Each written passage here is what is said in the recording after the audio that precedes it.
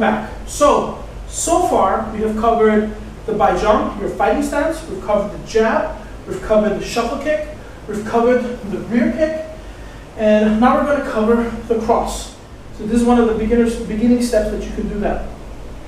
So what you do is, you never start with a cross because it's a follow-up technique. When you throw a cross, it's you're telegraphing a lot of stuff. So that's why you don't lead with it. I'm just talking in boxing terms, right? You can bend or break these rules, but just for beginner level, don't do it. It's always follow up by something else. So with that said, we still have to isolate and train this technique. So what again, you're going to need your training partner, and he's going to hold it like so, right? But what I'm going to do is, I'm not going to start off one step away like I did with the other stuff. I'm going to be here where I can touch him with my 5 fingers.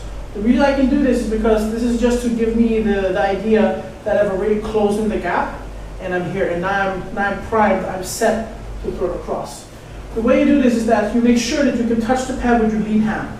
And then you're going to fire the cross from your face, like so, right? Right here, right? I can touch the pad here, and then I can throw it across like this. But we're going to change it a little bit.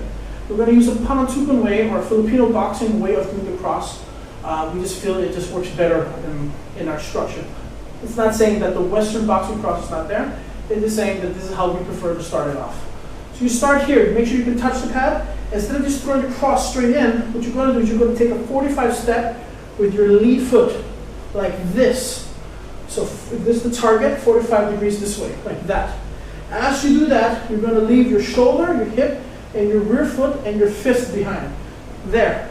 As you throw off, you're going to hike this up like you're putting a shoulder bag on, like this. And then technically, when I zone off, the only thing that's in front is my fist and my other half of my body. So this is the Panantukan cross, whereas the Western box comes right from the face. You have your jab here, cross comes there, Panantukan is here, you zone off, and you go there.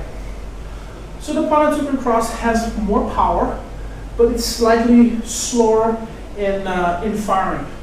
But that doesn't matter in the beginning stages. This is also to teach you that when you jab, you shuffle forward, and when you throw your cross, you zone this way, right? This will have an effect later on when you start doing combinations like jab and cross and hook. So this is my jab, that's my cross, this is my hook. It's just to teach you this kind of mechanics. So I'm going to touch the pad with my front foot, I'm going to zone my front hand, I'm going to zone, as I zone, I throw. What's important is I need to throw my hips and shoulders in, which will generate enough of a smack that I can get the pad to pop. Here, there. When you throw it, don't drag it like this. The moment you connect, bring it back to the face. There. Again. There.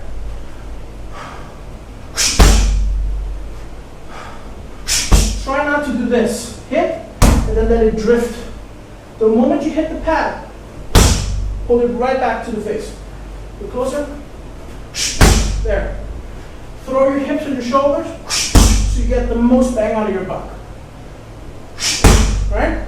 And notice when I do this, when I step off, I have literally both of my feet like on a rail facing forward, and I have everything lined up to my cross.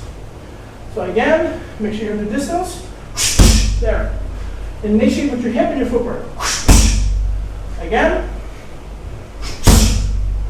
Last one. I go there. One more. There. Let's throw it across. The moment you hit something solid, pop, just drift it right back in here. You go back to your fighting stance. Okay? Try it out. And see you in the next video.